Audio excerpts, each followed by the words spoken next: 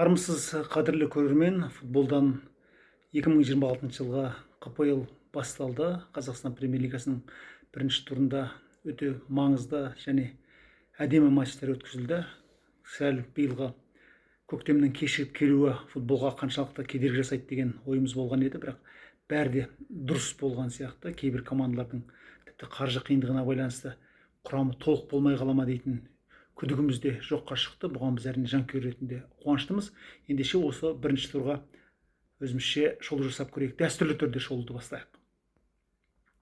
Маусымның беташар кездесуі Оқжетпес пен Елімай арасында өтті. Оқжетпес, өздеріңіз білесіздер, өткен жылғы 25 ойыншыдан 23 ойыншы кетіп, Виктор Зябко бастаған бірдекілі өзінің түлектері ғана қалды. Сондықтан команданың тізгінін ұстаған Ринат Әлеуетовке оңай мұра бұйырған жоқ деуімізге болады, бірақ соған қарамастан Әлеуетовтің командасы өзін өте жақсы көрсетті.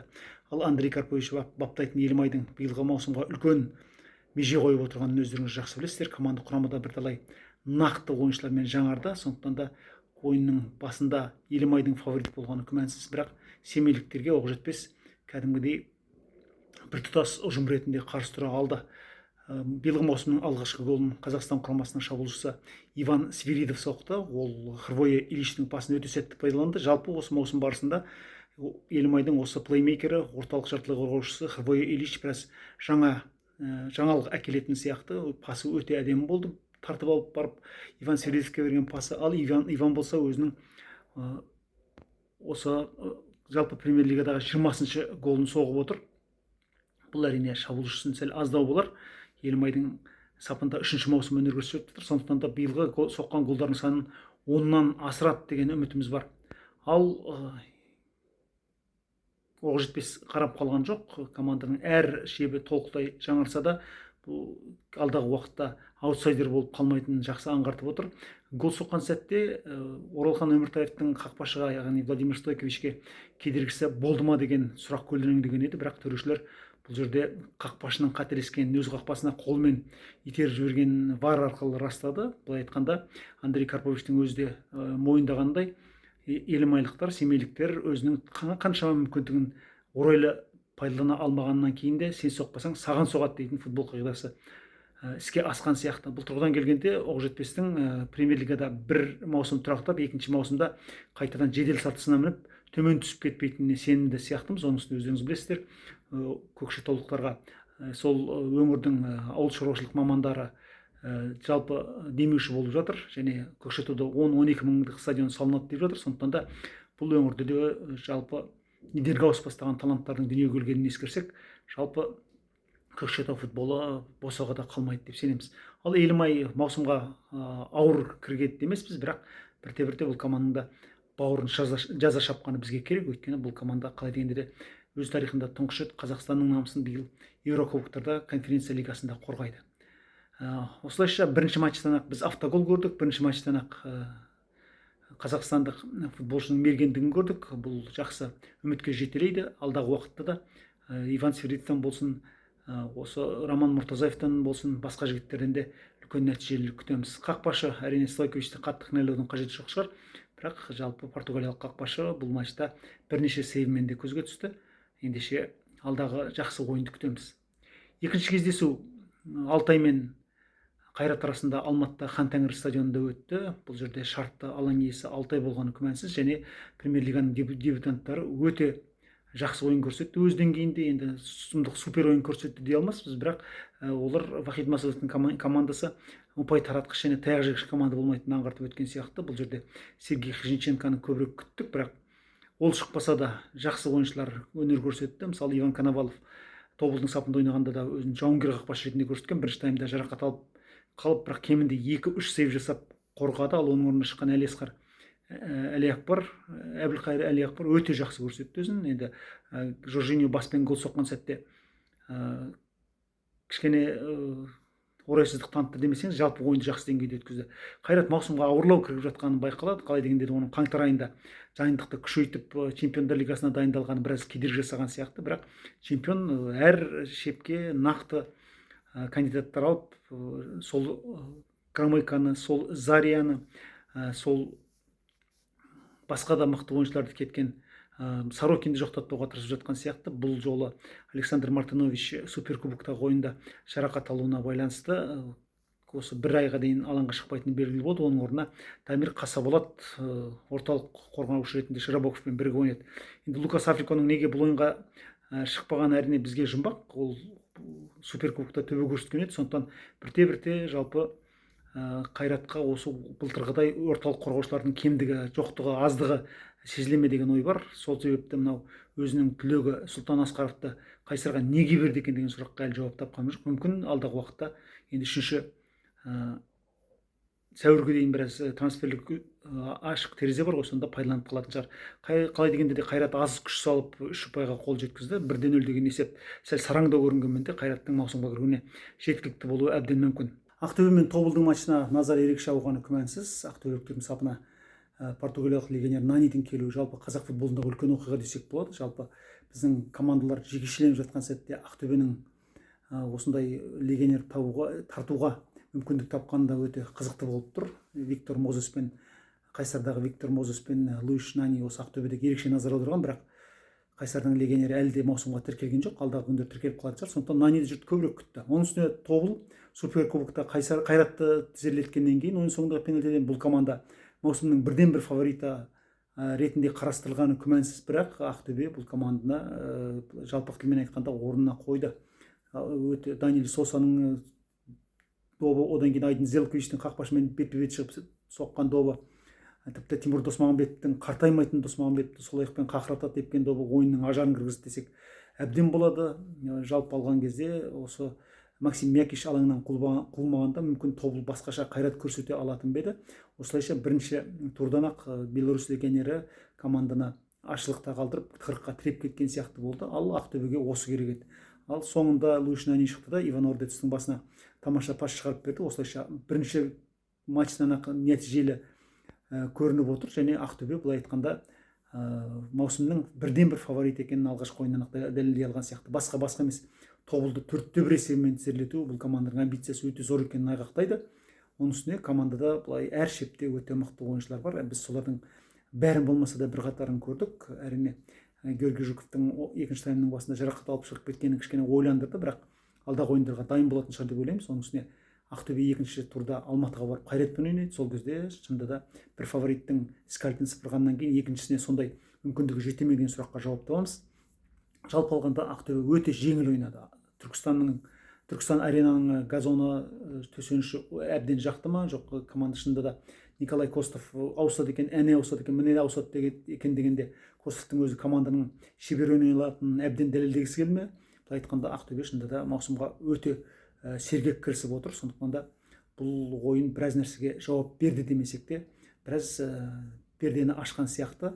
Сұлтан Бұсырмановқа енді Нұрбол Жұмасқалиевтің екінші турда сенім артуы мүмкін ме деген сұрақта көлденеңдейді. Өйткені Айдын Зелкович гол соққан сәтте бұл команда, бұл қақпашы шынында да қақпаны ашып бергендей болды, бірақ бұл енді бір жолы ғана қателік шығар. Оның үстіне Юрий Мелихов сияқты, Данил Устименко сияқты қақпашылар оның қолтығының астынан сығалап отыр десек қателеспейміз.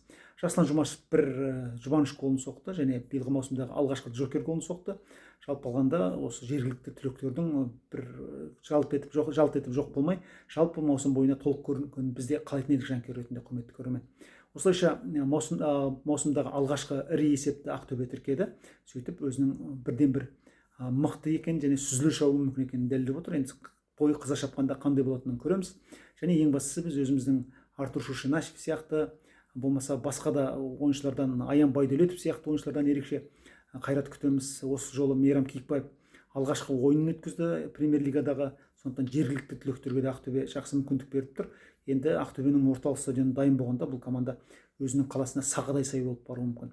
Ал Тобыл ойлануы керек. Шынында да ешбір команданы қалпақпен ұрып алмайтынын Нұрбол Жұмасқалиев бізден де жақсы түсінеді, және маусымдағы бір ғана трофейге қанағат білдіріп қоймасы анық.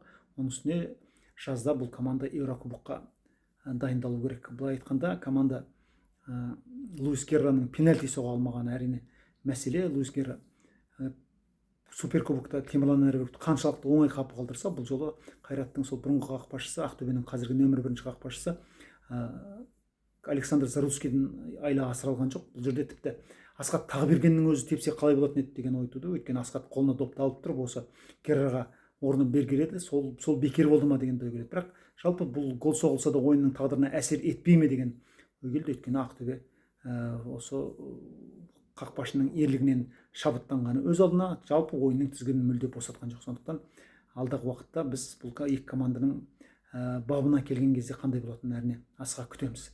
Сондықтан 4-1 деген ірі есеп. Ал Ақтөбе соңғы жылдардағы сәтсіздігінің бәрін беліне суға дайын сияқты. Ең бастысы бас бапкерге қатысты гугу сөз, ұзынқұлақтың тыйылғаны дұрыс. Өйткені команданың еркін атмосферада дайындалуына мұндай сөздер кері әсер ететіні анық. Ордабасы өз алаңында Ертісті қабылдады. Бұл матчты біз Димаш Төлегенов екеуміз Қазспорт арнасынан жүргіздік. Ойыны өте ұнады. Жалпы ойынның айналасындағы ажиотаж ұнады. Бұл жерде Ордабасыны маусымға 2 апта қалған кезде Шахмұрат Мүтәліп бастаған бизнесмендер сатып алды және өте жақсы тұсаукесерін дайындады. Біздің әріптестеріміз Шымкентке арнайы барып осы тұсаукесерге қатысып қайтты. Ойынның алдында да тіпті өнер жұлдыздарының келуі, тіпті роботтың билеуі, машинаның ойнатылуы жанкүйерлер арасында жалпы осы маусымдағы ең көп жанкүйерлердің жиналуына алғышарт жасап берді десек болады. Ал бірақ Ертіс ұнады. Ертіс былай айтқанда Кирилл Альшевскийдің жаттықтыруымен бұл команда қарапайым емес, яғни көпке опай таратып беретін емес, келсең кел дейтін белді бекен буынатын бір команда бола алатын сияқты. 2 рет Ордабасыны қапы қалдырды. Алға шықты, 2 рет Ордабасы қуып жетуге мәжбүр болды. Бірақ қалай дегенде де бір Ертістің қақпашысы Ботнар ұнады, бірақ қорғаушылар мен орталық қорғаушылармен әлде түсіністігі жетіспей жатқан сияқты. Мысалы үшін Эвертон гол соққан сәтте алыстан соққыны қайтаруын қайтарды, Мұратжан Қалматовтың соққысын, жоқ, Михай Капаценаның соққысын. Бірақ орталық қорғаушылар тұрып, Мамадун Бодж, сол Фард Ибрагимдер тұрып қалды. Мұндай жерде әрине Ордабасының жазылайтыны анық. Бірақ Ордабасы өзінің жанкүйерлерінің алдында жеңе алмады демесеңіз, бұл ойында кәдімгі шабытпен ойнады. Елхан Асланов өте жақсы гол соқты және Елхан Аслановтың бұл жалпы үлкен футболда 30-шы голы болды. Бұны да айтып өтуіміз керек. Өзінің туған командасына барғалы өткен маусымның ортасынан бері Елхан өте жақсы ойнап жүр және ұлттық құрамаға мұндай ойыншылар керек. Әрине Ордабасы жеңбей қалды деп біраз жанкүйердің аһ ұрғаны анық, бірақ маусым ұзақ, әлде 29 ойын бар. Сондықтан да кімнің кім екені осы ұзын қашықтықта белгілі болатыны анық. Ал Ертіс жалпы жақсы команда екенін көрсетті. Өз басым былай ойлайтынмын, осы Әбинұр Нұрымбет, осы Нұрғани Бөрібаев сияқты ойыншылар неге бірінші лигаға кетіп қалды? Олар өздерін көрсету керек еді ғой. Бір сәттер өтіп кеткен жоқ па деген еді. Жоқ. Бұл команда осы ойыншылар, ақтаған ойыншылар тәп-тәуір өздерінің маусымға кіре алатынын көрсетті. Әрине бір ойыннан көп ештеңе айтуға болмас. Бірақ алдағы уақытта Әбинұрлар орталық алаңда ойынды тамаша ұйымдастырып, бір жақсы қазақ футболына жақсы жауынгер болып қосылса деген ниетіміз бар. Біз осыны көбірек қалаймыз шынын айтқан кезде. 8 наурыз халықаралық әйелдер күнінде 4 матч өтті. Қызылжар Каспийді қабылдап 2-1 есебімен жеңді. Былай қарағанда заңдылық сияқты көрінеді. Өйткені Қызылжар премьер-лигаға бой үйретіп қана қойған жоқ. Жалпы соңғы кездері орта деңгейдегі кез келген командадан ұпай тартып алатын ұжым ретінде қалыптасқан. Бірақ Каспий қайрат көрсетті. Каспий жалпы алғанда бірінші гол соғып алып, сосын жеңісті уысынан шығарып қана қоймай жеңілген алғашқы команда болды. Яғни Қызылжар биыл жігерлі жеңіске жеткен алғашқы ұжым болып отыр. Жалпы алғанда осы Мелис Чурсичтің командада қалуының өзі, сосын Қызылжарға жаңа демеуші келіп, көбінше команданы толықтай таратып жібермей, негізгі ойыншыларды алып қалуы, жалпы ішіне жаңа ойыншыларды кіріктіруі сияқты процестер өте былай жанын ауыртпайтындай жүрді деуімізге болады. Бұл жерде әрине өкініштісі сол негізгі позицияларда көбірек легионерлер ойнай ма деген ойымыз бар. Жалпы Қызылжар бұл тұрғыдан келген кезде өзінің түлектеріне аса көп сенім арта бермейтін команда ретінде белгілі. Неше жылдан бері команда ойнап жүрген Тимур Мүлдиновті ғана ауызға ала аламыз, бірақ Мүлдиновтің өзі бұл матчта 86 минутта алаңнан қуылып команданы бір тығырыққа тіреп кеткендей болды, бірақ есесіне 10 ойыншымен Қызылжар жеңіске жетіп кетті. Әрине бұл командада Глеб Валгушевтің ойынды жалғастырғанына қуаныштымыз. Сондай-ақ Глеб Логиновский бар, жергілікті футболшы.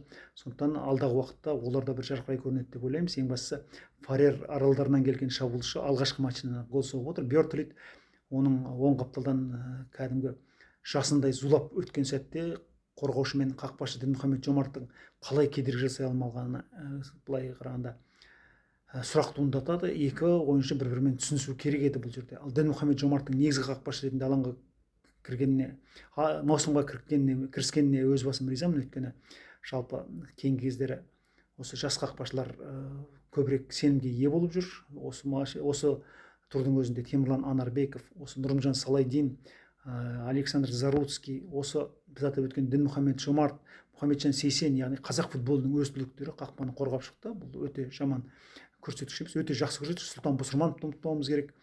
Сондықтан былай айтқанда бір-екі тур көрініп жоқ болып кетпей, соңына дейін тұрақты өткізіп шықса дейміз. Өйткені талантты қақпашы, талантты футболшы деген ұғымның немесе анықтаманың, анықтауыштың ұзақ жүре бермейтіні анық. Сондықтан Каспий осы маусымға оралған сәтте әншейін ұпай таратқыш емес, қайталап айтамыз, кәдімгідей жалпы өз басым осы премьер-лигаға оралған 3 команданың да биыл қарапайым команда болмайтынына көзім жеткендей. Бұл жақсы, яғни ерте бастан турнирдің соңына, турнир кестесінің соңына орнығып алып, оң-солды ұпай таратып, қайтадан төмен түсіп, былтырғы Тұран сияқты 40 ойыншыны сынап көріп, оның сапында сосын ол 40 ойыншының шамамен бір 4-5-еуі ғана келесі жылы премьер-лига командаларына жарамды болып қалған. Кімге керек мысал үшін? Сондықтан жалпы алғанда Каспийдің де тісін көрсете алатын, алдына келгенді теуіп, қыршып, артына келгенді тебетіндей мінезі бар команда бола алатынына сенімдімін. Сондықтан жалпы алғанда бұл команданың да ерекше жеңіс жігер күтетініміз анық, және кімнің кім екені екінші турда Каспий өз алаңында ойнағанда белгілі болатын шығар деп ойлаймын. Одан кейін екі ойын тең аяқталды. Атырау мен Ұлытау 0-0. Бұл жерде Нұркен Мазбаевтың жетекшілігімен Ұлытаудың былтыр тәп-тәуір командаға айналғанын көргенбіз. Бірақ команданың құрамына қарап отырып, өз басым жалпы аса бір көңілім тола қойған жоқ. Сол Сергей Келлер жүр, сосын Дмитрий Непогодов, біздің украиналық қазақстандық қақпашы, сосын тағы бір ғана ойыншы жүр, қазақстандық, қалғанның бәрі легионер. Бұл енді былай айтқанда біздің кенді өңірдің әрине ондай легионерлерді ұстап тұруға мүмкіндігі бар шығар, бірақ Қуандық Нұрсұлтанов қайда деген сөз келеді, Бағдат Данияров қайда деген ой туындайды. Абзал Таубайдың өзі екінші таймда шығып отыр. Сондықтан алдағы уақытта біздің қазақстандық жігіттер де осы Ұлытаудың сапынан өз орнын ойып тұрып алуға күш салу керек. Әйтпесе шынында да былай айтқанда жезқазғаннан тыс жердегі жанкүйерлердің ықыласына онша ие бола алмайтын команда болуы мүмкін. Әрине екінші маусымда да бұл команда үшін премьер-лигаға тұрақтау басты меже болатыны анық. Оның үстіне Котаро Кишидің қасына тағы бір жапон қосылыпты. Века Вачиберадзе қалды командада, орталық ұйымдастырушы. Сондықтан жалпы Георгий Бугулов қалды. Осылардың барлығы да жаман ойыншылар емес, бірақ негізі бұдан да серпінді ойын күтетініміз анық. Ал Атыраудың жағдайы әзірше екідай, өйткені маусым басталуға 3-4 күн қалған кезде Виталий Жуковский командадан кетті. Оның орнына Қазақстан жастар құрамасының тізгінін ұстаған Владимир Чебурин барды. Чебурин әрине осы Жуковский жасақтаған команданы маусымға қаншалықты дұрыс кіріктіре алады, ол да мәселе.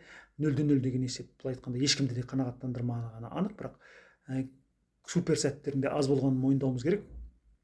Оның үстіне құрметті көрермен, сол Атыраудың намысын сол Хаткевич, сол Такулов, Тобылдан ауысқан Хвалько сияқты ойыншылар қорғайды. Ал енді былтырғылардан әрине көзге түскендерден сол Ян Труфановтың қалғанына, Мұқағали Пангрей дейтін ойыншының оралғанына өз басым сүйінішті қараймын. Және бұл матчта сол Атырау футболының түлегі Қуаныш Қалмұратов өзінің премьер-лигадағы 200-ші матчын өткізді. Бұл да атап айтарлық дүние.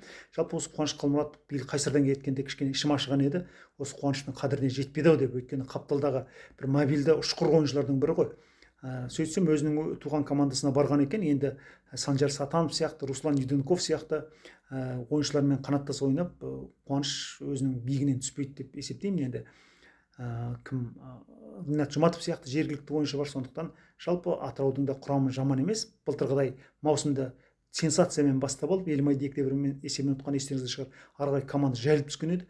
Биыл ондай бір босаңдық танытпайды деген ойдамыз. Алғашқы турдан ұпай алып отыр. Сондықтан Атырауға ерекше қараймыз, мұнайшыларға ерекше қараймыз. Әрине тағдыры шешілмей тұрған команданың бірі осы Атырау. Бұл мұнайлы өңірдің командасына әзірше жергілікті әкімдік қана демеуші, ал әзірше команданың байларға немесе бизнесмендерге бұйыратын туралы сөз жоқ. Сондықтан оқиғаның қалай өрбитіні бізге де қызық. Одан кейінгі матч әрине 1-1 есебімен тең аяқталды. Бұл жерде Қайсарға да жұрттың көбірек назар аударғаны күмәнсіз. Қайсар алдымен есеп ашып алды, бірақ оның қарсыласы жеңістің де осал емес екенін айтуымыз керек. Андрей Демченко кеткеннен кейін Әли Әлиев тізгінін ұстады. Жалпы Әлидің клубтық команданың бас бапкері ретінде мүмкіндігі зор дейтіндер көп, яғни ұлттық құрамаға қарағанда. Сондықтан Әли осыны дәлелдеу керек. Демченко былтыр команданы Баваристен қабылдап алғанда былай айтқан шашыраңқы команда еді. Маусымның соңында кәдімгідей келсеңгел дейтін кіммен де тіресе алатын мықты ұжым болып қалыптасқан. Оның үстіне көшбасшылардың біразы қалды. Әрине Дінмұхамед Қараман кетіп қалды. Басқа да ойыншылардың, мысалы қақпашы Игнатовичтің кеткені бар деген сияқты. Бірақ оның орнына кәдімгі Максим Плотниковтан бастап өте жақсы ойыншыларды тартып отыр. Бірақ негізгі құрам қалды. Исламбек Қуат орталық алаңда Александр Меркельмен өте тамаша жұп құрай алатыны көрініп отыр.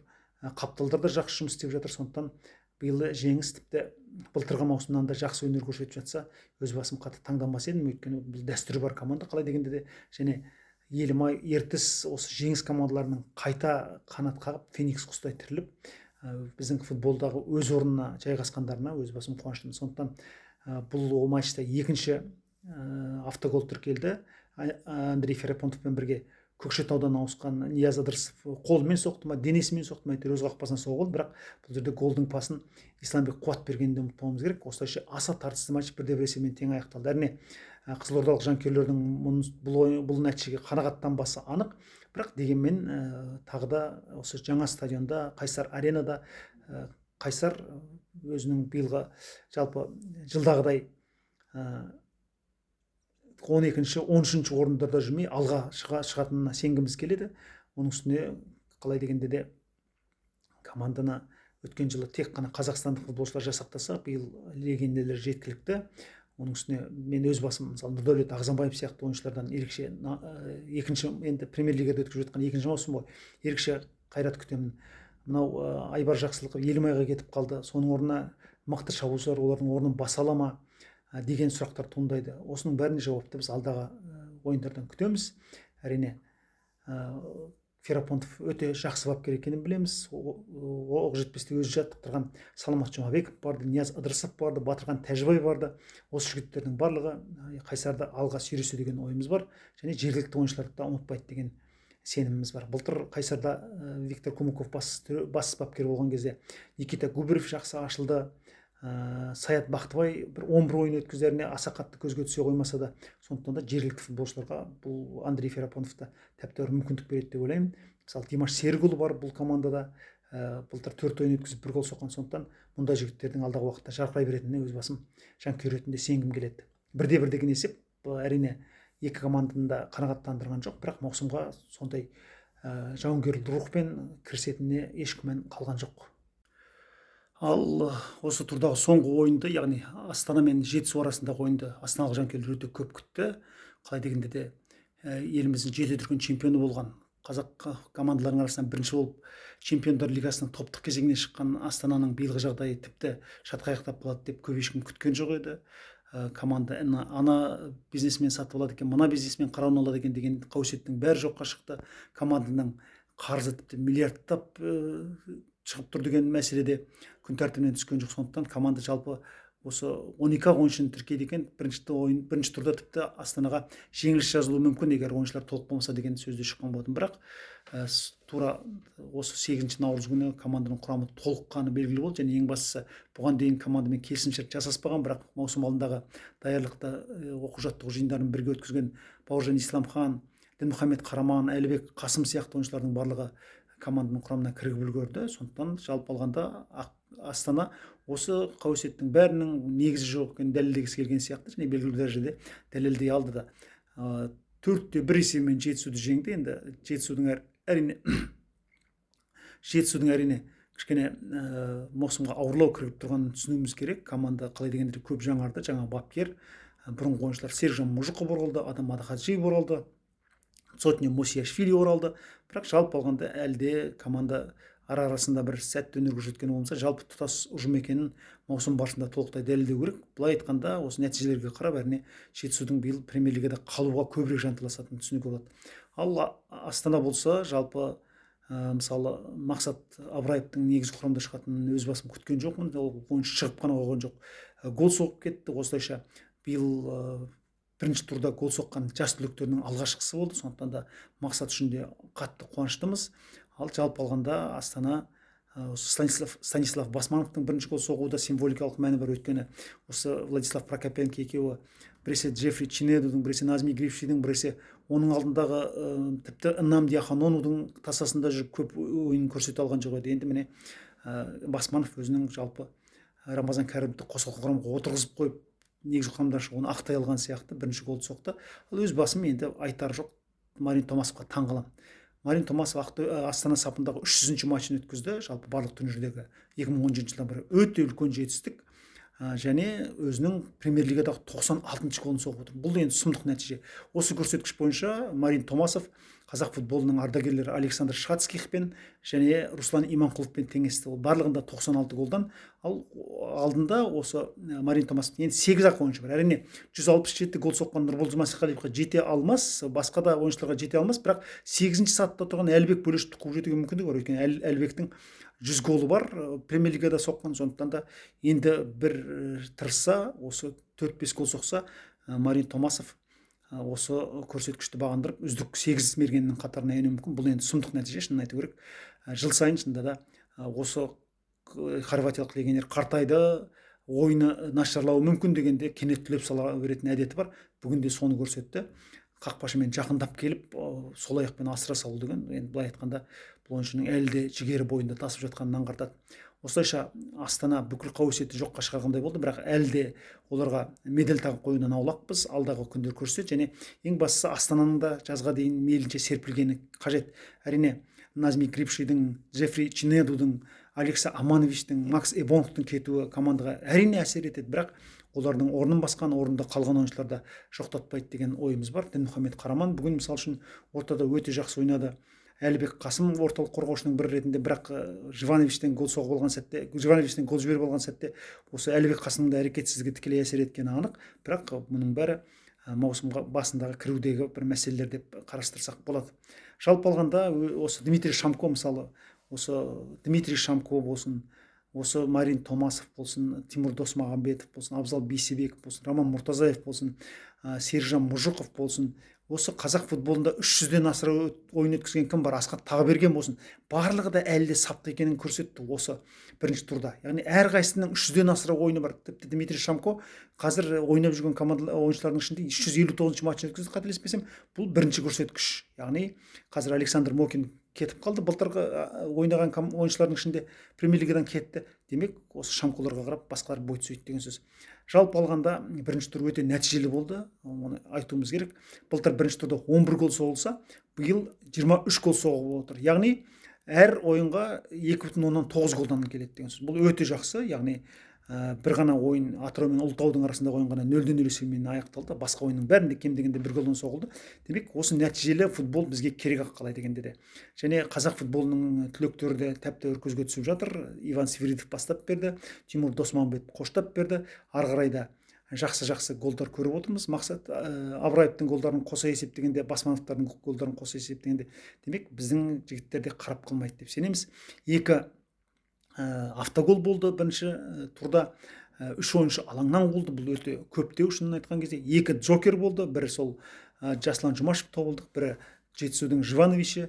Яғни алдағы уақытта да біз ойыннан екінші таймда қосылған жігіттердің ойынға жаңа серпін қосатынына сенімді сияқтымыз. Жалпы алғанда бірінші турдың нәтижелері осындай. Әлі де командаларға чемпиондық тәжді немесе екінші, үшінші орындардың жүлделерін таратып бермек емеспіз.